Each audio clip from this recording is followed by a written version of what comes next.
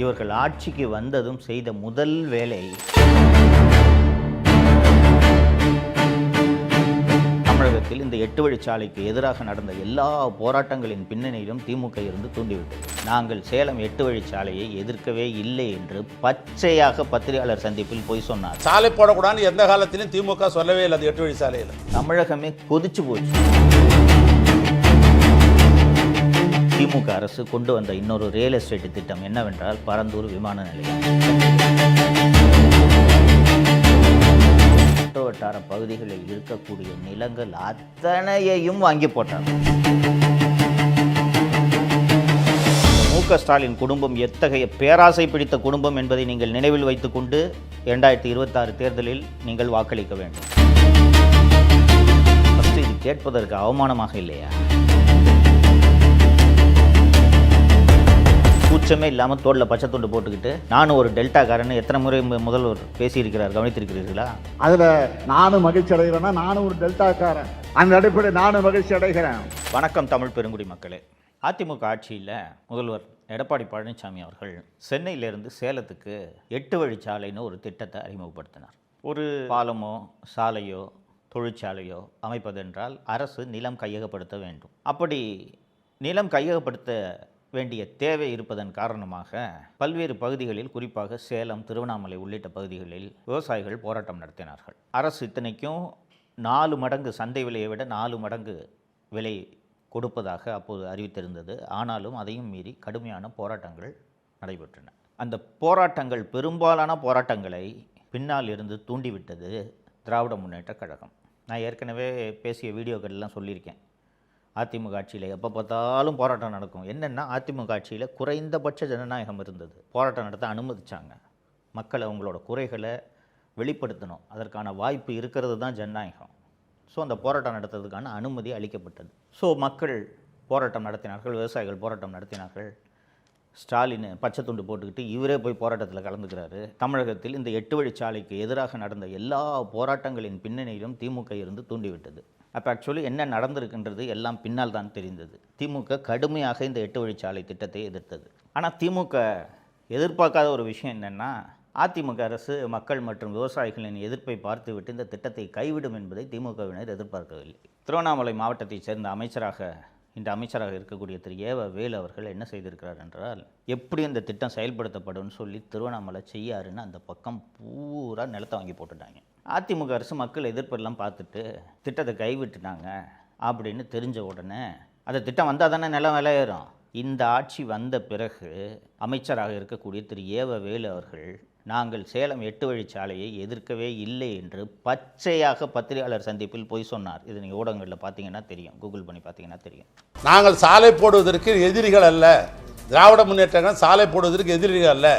விவசாயிகளை அழைத்து பேசி அவர்களுக்கு என்ன தேவை என்பதை புரிந்து கொண்டு அந்த பிரச்சனையை தீர்த்துவிட்டு சாலை போடுங்கள் அல்லது மாற்று வழி காணுங்கள். இப்போயும் சட்டமன்றத்தில் எடுத்து நாளைக்கு உங்கள்கிட்ட படிக்கிறேன்.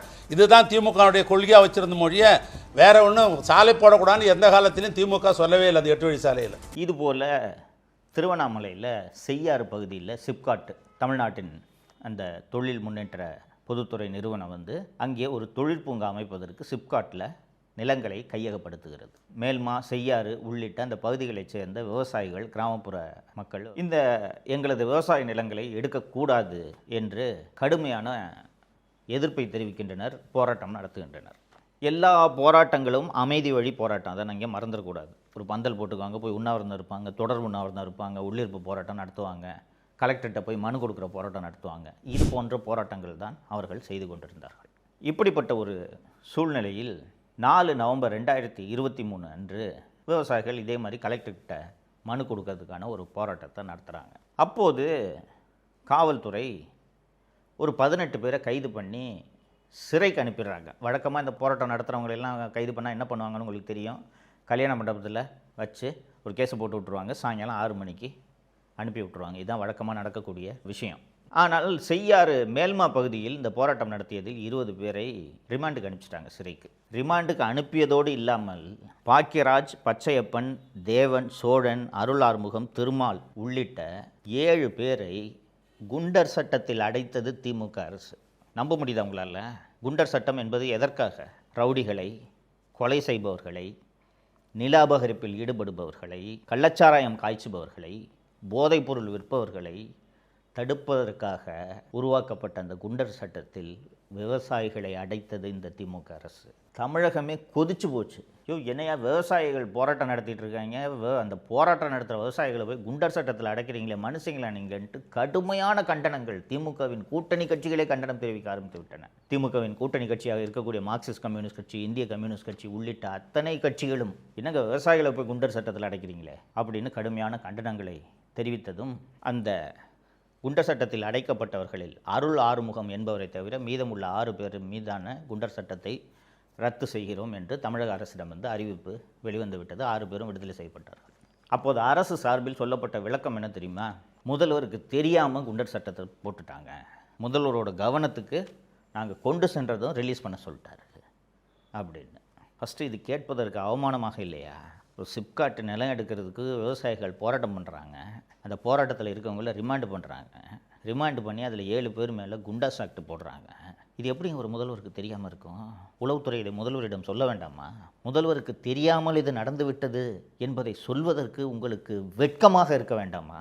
சரிங்க, உண்மையிலே தெரியல என்று ஒரு வாதத்துக்கு வச்சுக்குவோம். தெரியாமல் போட்டுட்டாங்க.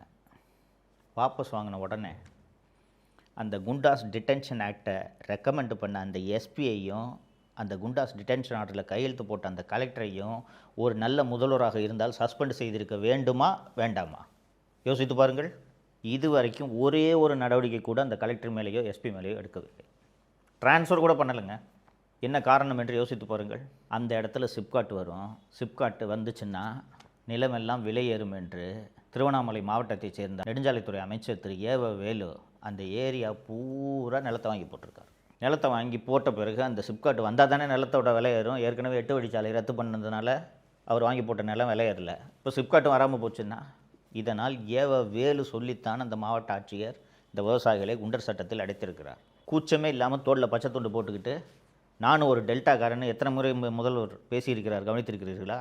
இதே போல் திமுக அரசு கொண்டு வந்த இன்னொரு ரியல் எஸ்டேட் திட்டம் என்னவென்றால் பரந்தூர் விமான நிலையம். சென்னையில் இருக்கக்கூடிய விமான நிலையம் போதவில்லை, கூடுதலாக ஒரு விமான நிலையம் வேண்டும் என்ற திட்டம் திமுக அரசு கொண்டு வந்த திட்டம் அல்ல. அண்ணா திராவிட முன்னேற்றக் கழக ஆட்சியிலேயே இந்த திட்டம் பரிசீலிக்கப்பட்டது.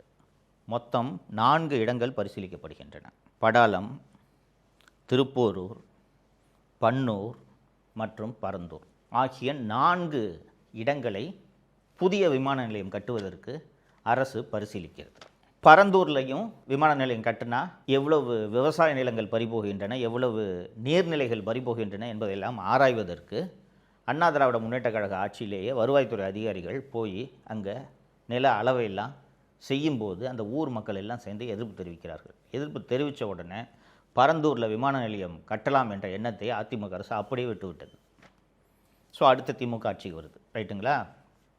மொத்தம் 4 இடம் சொன்னேன். படாலம், திருப்போரூர், பன்னூர் மற்றும் பரந்தூர். இதில் பரந்தூரில் ஏர்போர்ட் கட்டலாம் அப்படின்ட்டு இவங்க முடிவெடுத்துறாங்க. யார்? திமுக அரசு. ஸோ 2021 இவர்கள் ஆட்சிக்கு வந்ததும் செய்த முதல் வேலை அந்த பரந்தூர் மற்றும் சுற்றுவட்டார பகுதிகளில் இருக்கக்கூடிய நிலங்கள் அத்தனையையும் வாங்கி போட்டார்கள். பரந்தூரில் விமான நிலையம் வரப்போகுதுன்றதுக்கு முன்னாடி பரந்தூர் பகுதியில் ஒரு ஏக்கரோட விலை எவ்வளோ தெரியுமா? 2 லட்சம். 2021 ஜனவரின்னு வச்சுக்கோங்களேன். நல்லா விளையிற 3 போகம் நெல் விளையிற பூமி அது. பலமுறை நாங்கள் போயிட்டு சவுக்கு மீடியா சார்பாக வீடியோ எடுத்து போட்டிருக்கோம். பரந்தூர் தான் விமான நிலையம்ட்டு திமுக அரசு முடிவெடுத்து விட்ட பிறகு 8 கோடி கொடுத்தால் கூட, ஒரு ஏக்கர் 8 கோடி கொடுத்தால் கூட இன்று விற்பதற்கு அங்கே நிலம் இல்லை. அந்த அளவுக்கு நிலம் வெளியேறிவிட்டது. என்ன காரணம் என்றால் அங்கே விமான நிலையம் வந்தால் அருகாமையில் 5 நட்சத்திர ஓட்டல்களை கட்டி கொள்ளை காசு சம்பாதிக்கலாம் என்று திமுகவினர் அத்தனை பேரும், திமுகவினர் மட்டுமல்லாமல் ஐஏஎஸ் அதிகாரிகள், ஐபிஎஸ் அதிகாரிகள் அத்தனை பேரும் நிலத்தை அங்கே வாங்கி போட்டுவிட்டு தான் இந்த விமான நிலையம் வந்தே தீர வேண்டும் என்று துடிக்கிறார்கள். இதுதான் டெல்டாக்கார முதல்வர் செய்யக்கூடிய வேலையா? அது மட்டுமல்ல, அந்த பரந்தூர் மக்கள் 1000 நாட்களை கடந்து தொடர்ந்து போராடி கொண்டிருக்கிறார்கள். பரந்தூர், ஏகனாபுரம் அந்த பகுதியில் உள்ள கிராமம். அந்த ஊர் எப்படிப்பட்ட ஊர்ன்றது சொல்லிடுறேன். காஞ்சிபுரம் மாவட்டத்தில் இருக்க ஊர். மோட்டார் பாசனம் கிடையாது, நதிநீர் பாசனம் கிடையாது, 3 போகம் நெல் விளையக்கூடிய பூமி. எப்படி பாசனம் என்று கேட்டீர்கள் என்றால், பெரிய பெரிய பல்லவ ஆட்சி காலத்தில் உருவாக்கப்பட்ட பெரிய பெரிய ஏரிகள் அங்கே இருக்கின்றன. பெரிய ஏரி, கம்பன் கால்வாய் என்று ஒரு கால்வாய் அங்கே ஓடுகிறது. பெரிய ஏரி இருக்கிறது. ஏரி அப்படின்னா உயரமான ஒரு இடத்துல ஒரு ஏரி. அந்த ஏரி நிரம்பியதும் அந்த ஏரியிலிருந்து நீர் வழிந்து அடுத்த ஏரிக்கு செல்லும். அடுத்த ஏரிக்கு அந்த நீர் செல்லும்போது அது வழியாக கால்வாய் போகுது இல்லையா, அது பக்கம் பூரா பாசனம். அடுத்த ஏரிக்கு அந்த நீர் சென்றதும் அது நிரம்பியதும் அங்கிருந்து அடுத்த ஏரிக்கு அது செல்கிறது. தஞ்சாவூரை விட அதிகமாக, தஞ்சாவூரில் கூட மேட்டூர் டேம்லேருந்து தண்ணி வந்தால் தான் நெல் போட முடியும். இங்கே 3 போகமும் நெல் விளைவிக்கிறார்கள். தன்னிறைவு பெற்ற கிராமங்கள் அந்த கிராமங்கள் பூரா. அது மட்டுமல்லாமல் சென்னையோட வெள்ளத்தை வடிப்பதற்கு மிக முக்கியமான நீர்நிலையாக அந்த பரந்தூரில் இருக்கக்கூடிய அந்த ஏரிகளும் அந்த கம்பன் கால்வாய் உள்ளிட்ட கால்வாய்களும் பயன்படுகின்றன. சென்னையில் இருக்கக்கூடிய அடையாறு மற்றும் கூவம் ஆறு இருக்கிறதல்லவா, அங்கே அந்த பரந்தூரில் இருக்கக்கூடிய அந்த ஏரிகள் எல்லாம் நிரம்பினால் அங்கிருந்து அந்த தண்ணீர் கம்பன் கால்வாய் வழியாக வடிந்து சென்னையில் செம்பரம்பாக்கம் மற்றும் அடையாறு ஆறு வழியாகத்தான் கடலில் சென்று கலக்கிறது. இப்போது இவர்கள் திட்டமிட்டிருக்கக்கூடிய இந்த பரந்தூர் விமான நிலையம் எங்கே வருகிறது தெரியுமா? அந்த விமான நிலையத்தோட ரன்வேயே ஏரி மேலே தான் ரன்வேயே வருது. ஸோ இந்த மாதிரி அந்த இடத்துல ஏகப்பட்ட நீர்நிலைகள் இருக்கின்றது. அந்த நீர்நிலைகள்லாம் எந்த அளவுக்கு பாதிக்கப்படுகிறது என்பதை ஆராய்ந்து விட்டு நாங்கள் விமான நிலையம் அமைக்கிறோம் என்று திமுக அரசே மச்சேந்திரநாதன் ஐஏஎஸ் என்பவர் தலைமையில் இந்த நீர்நிலைகளுக்கு ஏற்படக்கூடிய பாதிப்பை மட்டும் ஆராய்வதற்கு மச்சேந்திரநாதன் ஐஏஎஸ் அவர்கள் தலைமையில் ஒரு கமிட்டியை அமைக்கிறார்கள். அந்த கமிட்டி தனது அறிக்கையை எவ்வளவு நீர்நிலைகள் பாதிக்கப்படுகின்றன தனது அறிக்கையை கொடுத்து விட்டது. அந்த அறிக்கையை இன்று வரை திமுக அரசு வெளியிடவில்லை. 2023 ஒரு அவசர சட்டத்தை திமுக அரசு சட்டப்பேரவையில் விவாதமே இல்லாமல் நிறைவேற்றியது. என்ன அந்த சட்டம்? அவசர சட்டம் என்றால், அரசு திட்டத்துக்கு நீர்நிலைகள் இருந்தால் சுற்றுச்சூழல் ஆய்வு நடத்தாமல் நிலம் கையகப்படுத்தக்கூடாது என்பதுதான் இன்றைக்கி இருக்கக்கூடிய சட்டம். மிக மிக முக்கியமான திட்டங்களாக இருந்தால் எந்த விதமான விதிமுறைகளையும் பின்பற்றாமல் எல்லா நிலங்களையும் கையகப்படுத்தலாம்னு ஒரு சட்ட திருத்தத்தை கொண்டு வராங்க. இது 2023 இந்த சட்ட திருத்தத்தை கொண்டு வந்துட்டாங்க. சரியாக 2026 மார்ச் முதல் வாரத்தில் தமிழக அரசு ஒரு அரசாணையை வெளியிடுகிறது. என்ன அந்த அரசாணை என்றால், பரந்தூர் விமான நிலைய திட்டம் இந்த அவசர சட்டம் சொன்னேன்ல, இந்த சட்டத்தின் கீழ் கொண்டு வரப்பட்டு விட்டது. ஸோ நீர்நிலைகள் எல்லாம் இருந்தாலும் பரந்தூர் விமான நிலையத்திற்காக இந்த நிலங்களை யாருடைய எதிர்ப்பையும் மீறி கையகப்படுத்தலாம் என்பதுதான் இந்த அவசர சட்டத்தோட நோக்கம். அந்த பரந்தூர் மக்கள் நடத்திய அந்த போராட்டத்தை ஊடகங்கள் சென்று கவர் செய்துவிடக்கூடாது என்பதற்காக கிட்டத்தட்ட 2 வருடங்கள் ஏகனாபுரம் உள்ளிட்ட 13 கிராமங்களை ஊரடங்கில் வைத்திருப்பது போல தமிழக அரசு வைத்திருந்தது. அந்த ஊருக்கு போகிற 4 எல்லையிலும் காவல்துறையை போட்டு அந்த ஊர்க்காரங்களை தவிர வேறு யாருமே உள்ளே செல்லக்கூடாது, பத்திரிகையாளர்கள் செல்லக்கூடாது. இவ்வளவு பாதுகாப்பு ஏற்பாடுகளை எல்லாம் செய்து இவர்களுடைய நோக்கம் விமான நிலையத்தை கொண்டு வந்து தொழில் வளர்ச்சியை பெருக்க வேண்டும் என்பது அல்ல. அந்த பக்கத்தில் தமிழக முதல்வர் அவர்களுக்கு சொந்தமான அந்த பண்ணை வீடு எங்கே இருக்கிறது தெரியுமா? உளுந்தை என்ற கிராமத்தில் இருக்கிறது. அன்னியார் திருமதி துர்கா ஸ்டாலின் நடத்தி கொண்டிருந்த ஸ்ப்ரிங்ஸ் மினரல் வாட்டரோட இடமும் அங்கே தான் இருக்கிறது. அந்த பரந்தூர் ஏர்போர்ட் வந்துச்சுன்னா உளுந்தையில் இவர்களுடைய நிலம் மட்டுமல்லாமல் இவர்கள் பினாமி பெயர்களில் வாங்கி போட்டுள்ள நிலங்கள் அத்தனையின் விலையும் பல மடங்கு உயரும். இந்த குடும்பத்தோட பேராசை எப்படிப்பட்ட பேராசை என்பது உங்களுக்கு புரிகிறதா? ஏற்கனவே நான் 2 லட்சம் கோடிக்கு மேலே சம்பாரிச்சிருக்காங்கன்னு சொல்லியிருக்கேன். அது போதாதா? ஆயிரக்கணக்கான ஆண்டுகளாக விவசாயத்தில் ஈடுபட்டு கொண்டிருக்கக்கூடிய அந்த மக்களின் வயிற்றில் அடித்து நீங்கள் விமான நிலையம் கட்ட வேண்டுமா? நீங்களும் நானும் வேறு வேலை செய்து பிழைத்து கொள்ளலாம். தான் வச்சிருக்கிற 2 ஏக்கர் நிலத்தில் 3 போகம் நெல் மட்டும் விளைவிச்சு அதன் மூலமாக தனது வாழ்வை நடத்தி கொண்டிருக்கக்கூடிய விவசாயிகிட்டு கையில் பணத்தை கொடுத்து அப்பார்ட்மெண்ட்டில் போய் 8வது மாடியில் குடியிருன்னு அவன் எப்படிங்க குடியிருப்பான்? தொழில் என்னங்க பண்ணுவான்? விவசாயத்தை தவிர அவனுக்கு வேறு எந்த தொழிலும் தெரியாது. ஆனால் அவர்கள் வயிற்றில் அடித்து அந்த விமான நிலையத்தை எப்படியாவது கொண்டு வர வேண்டும் என்று தான் தேர்தல் நெருக்கத்தில் 2026 மார்ச் மாதத்தில் இவர்கள் பரந்தூர் விமான நிலையத்தை இந்த அவசர சட்டத்தின் கீழே கொண்டு வந்திருக்கிறார்கள். இந்த மு.க. ஸ்டாலின் குடும்பம் எத்தகைய பேராசை பிடித்த குடும்பம் என்பதை நீங்கள் நினைவில் வைத்துக்கொண்டு 2026 தேர்தலில் நீங்கள் வாக்களிக்க வேண்டும். விவசாயிகள் வயிற்றில் அடித்த ஆட்சி தான் இந்த ஆட்சி என்பதை நீங்கள் மறந்துவிடக்கூடாது. இதையெல்லாம் மனதில் வைத்துக்கொண்டு நீங்கள் வாக்களிக்க வேண்டும். தப்பித்தவறி திராவிட முன்னேற்ற கழக ஆட்சி மீண்டும் வந்தால் காஞ்சிபுரம் உள்ளிட்ட பகுதிகளில் இருக்கக்கூடிய விவசாயம் மொத்தமாக அழிக்கப்பட்டு விடும் என்பதை நீங்கள் மறந்து விடாதீர்கள்.